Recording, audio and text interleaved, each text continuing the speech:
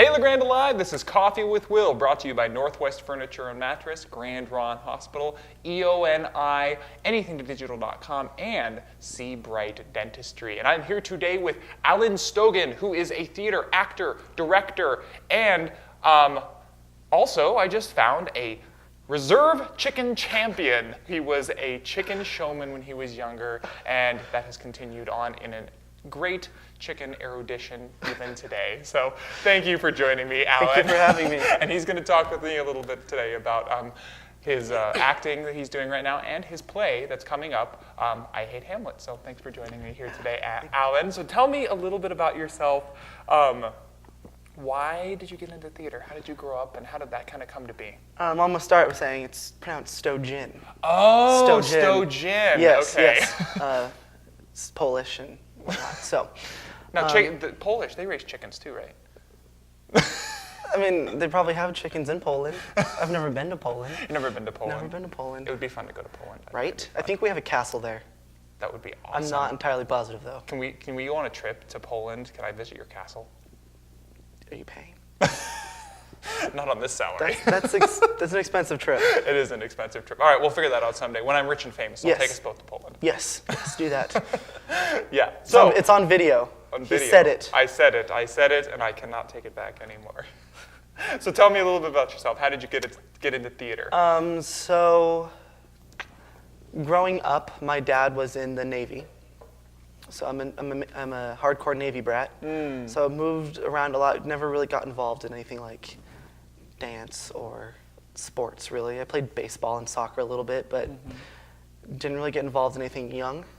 And then when I got into high school, I had been in band all through middle school. And so I was in band in high school. And my sophomore year of high school, I was simply just waiting for my mom to come pick me up from school. And one of my friends who was in the drama program at my high school asked if I could come help him for a few minutes. So I helped him move some stuff around, and I ended up painting a sewer for Guys and Dolls. A sewer? Huh? Yeah, a sewer. And then I ended up somehow being put on the tech crew for that show, working backstage. And I really liked it. So I auditioned for the next show, because there was no tech in that show. It was Inherit the Wind. So I auditioned for that one, was in it, and then it was kind of like a set deal that I was in theater.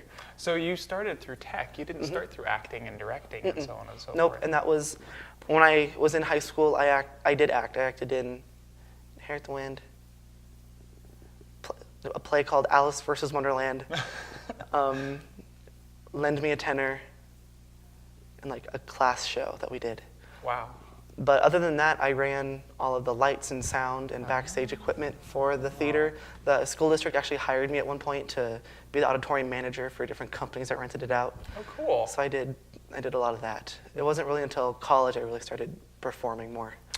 Very cool. And since then, Alan has been in many plays, including King Lear, including Hamlet, including the most recent show that he's been in with the LeGrand Shakespeare Company, A Midsummer Night's Dream. And now he is going to, and also A Little Mermaid out at the Elgin Opera House. Now, this kind of brings me to my next question, which is, I mean, you really like funny roles, Alan. You really love roles.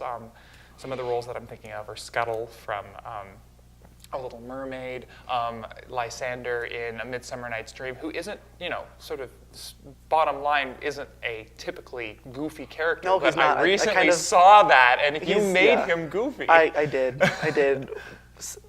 All the times I've either seen or read Midsummer, I've always imagined Lysander as the bad boy. And I am in no way or shape a bad boy. Don't look like one, don't sound like one. The backwards hat had me fooled. No. It's a Shakespeare hat. How ironic and how Yes. So I'm not a bad boy. I don't think I could ever play a bad boy. He's also a love interest, which is not my regular type. I've never before played a love interest. So I kind of decided to make, and I talked with Grant about it, and we decided to make Lysander and Hermia's love a little dorky. Absolutely. So kind of moved Jeremiah Dockweiler's character of Demetrius more to the bad boy, fight instigating one. Absolutely. Now, do you prefer funny roles for any particular reason, or is it just, any particular reason? I enjoy playing them a lot. I really enjoy being funny, I guess. With a lot of the comedy roles, you don't have to do the exact same thing every night. I mean, for the most part, you need to be doing the exact same thing every night, so your cues are always the same, and everyone around you is always knowing exactly what's happening. But you can always fix things up, fudge or it a little bit. I can promise you, Scuttle was not the same every night. Well, and I also remember in the Christmas Story, you played a Chinese waiter who did different things on different nights. When And I saw the that play. wasn't planned. That was the prop malfunctioning every night. I had to chop off the turkey's head. It was actually a duck. I had to chop off the duck's head. That's right. Yeah. And every night our props master would somehow attach it differently. So sometimes I'd hit it and it wouldn't come off, so I'd have to like rip it with my hands. Sometimes I'd hit it and the duck would fly off the table. One night it bounced and I caught it and it like bounced into Aubrey Slaughter's hands and we were like hot potatoing it. So that just kind of, it evolved into a bit, but it did not start out as a bit. It just kind of happened that way. Well, and so that kind of is interesting to me because theater is different than, a lot of times is different than, film that way. When you watch a film, you watch the film and generally it's going to be the same every time. Theater, it's not so much that way. Every night is a new performance. It's a little different, and you can have different sort of experiences of theater. So maybe you could comment on that, about how film and theater are a little different that way. Well, I mean, for the most part with theater, you want to give every audience the same show. Sure. Because you don't want to have one audience paying $20 for a ticket to receive a boring show, and then the next audience paying $20 for a ticket to get a better show. Yeah, for sure. You want them to get the same show. Yeah. But, things happen sometimes, Yeah. and sometimes they're funny. I know one time during Little Mermaid, I jumped off my little perch thing, and my knees buckled, and I belly flopped on stage, and ended up sliding off the stage. Oh my gosh. And kind of missed the scene. And no other audience got that one. But then with film, it's recorded and you're always watching it. And then even when you're performing it, you have to do the exact same things every time for continuity. And I know I did a film with you. Yeah, we did a film called The Label Maker, actually, which we'll show a quick little snippet of right now, of a part of it that actually wasn't planned into the original script.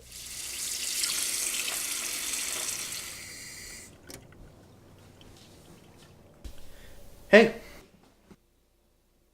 Oh, hi, honey. I didn't want to wake you when I came in. You just look so tired and worn out. I figured I'd just let you sleep. I'm having a lot of fun with my label makers. Elsa!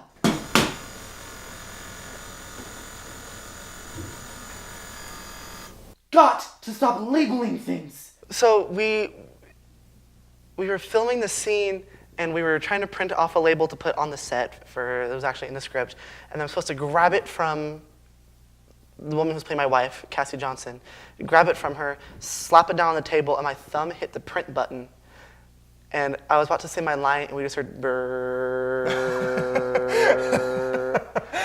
And Cassie and I just stare at each other, and then it stops, and then makes a clipping sound.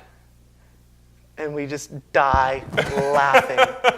Everybody on set died laughing, yeah. And I was like, I don't know what to do, I'm sorry. He's like, we're keeping it. So then we had to add 9 different camera angles to get me hitting the button and it seeing the words and it coming from a different angle, then it clipping, and then us staring at it.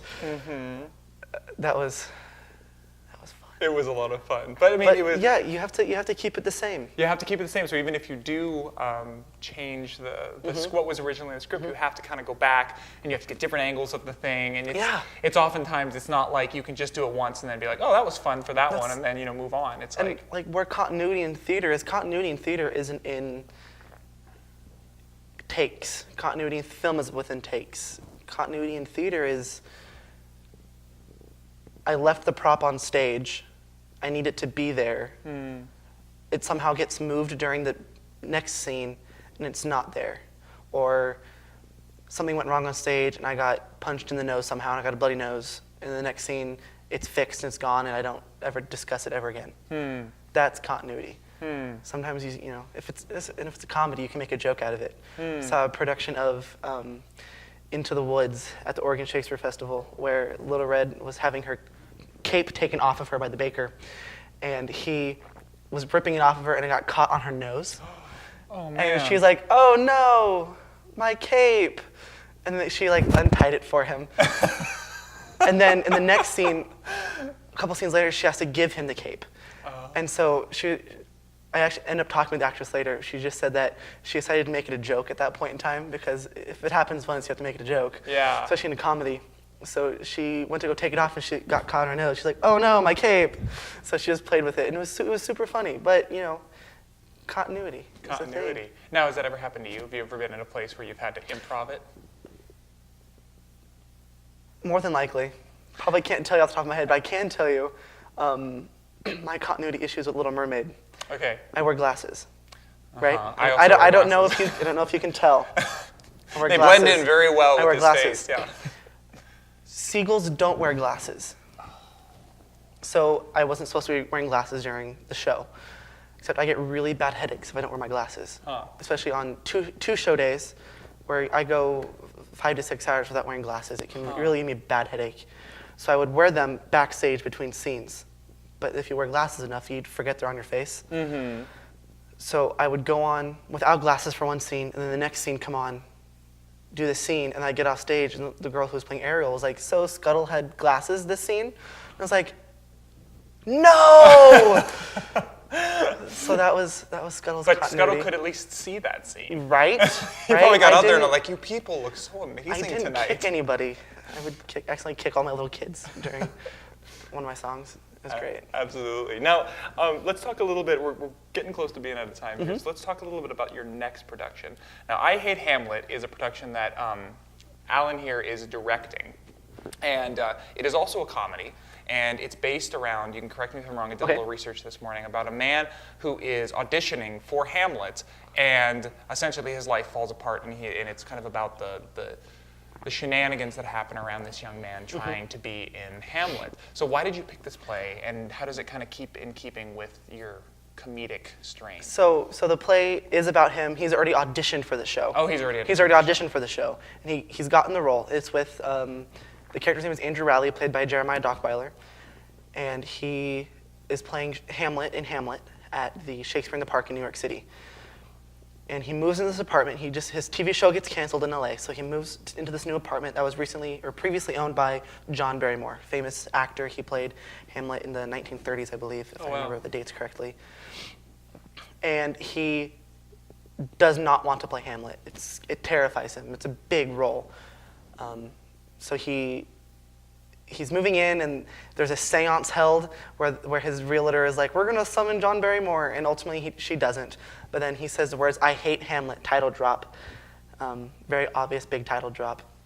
And then all of a sudden the ghost of John Barrymore appears. Oh, wow. And so John Barrymore is now a character in the show, coaching him through how to play Hamlet and coaching him through his life. And only a couple characters can see John Barrymore, so he's giving him relationship advice with his girlfriend, and he can't leave the apartment. He can't leave until he has successfully played Hamlet. Huh. Interesting. So it's all about that relationship, about him playing Hamlet, about the relationship with Andrew and his girlfriend. And So it's kind of a relationship comedy. yeah, I would say that, and a ghost story at the same time. And a ghost story at the It's same time. super silly. Now, why did you pick this one? Well, so it's my capstone. It's my senior project. Sure. So I had to choose a play that I found interesting to me, and I did. I found this show entertaining, funny, light, fast. It was my kind of show. I also had to stick within a certain theme because this year the university is doing the Shakespeare season. So because it's the 400th anniversary of his death, of Shakespeare's really? death. Yeah, death and birth. He was born and died on the same day, supposedly. What? Really? Yeah. Wow. Yeah, it's really cool. If he even existed. If he even existed. That's a post-secondary education. Yes. So when I was researching plays, I had heard about I Hate Hamlet. So I had looked up plays. I looked up a play called After Juliet, which is a drama. I really didn't feel like doing a drama. Sure. I had looked up the possibility of doing Lend Me a Tenor by Ken Ludwig, but it just references Othello. It doesn't really follow the plot line of Othello. Sure. So I couldn't do that one. And then I found and read I Hate Hamlet, and I fell in love with it. All of the characters were the big, crazy characters that I enjoy playing, so I felt like I could give good direction for. and it was fast. I love comedies that are fast and don't ever stop. It's just nonstop throughout the entire thing, one bit after the other. Just keeps going. And so I proposed it to the professors, and they said yes, so here we are. Had our first rehearsal yesterday. So when is it going to be showing? June 8th, 9th, and 10th in the Schwartz Theater at the university. Very cool. So now, here's a question for you. Have you ever considered doing, because I mean, you were in Hamlet, correct?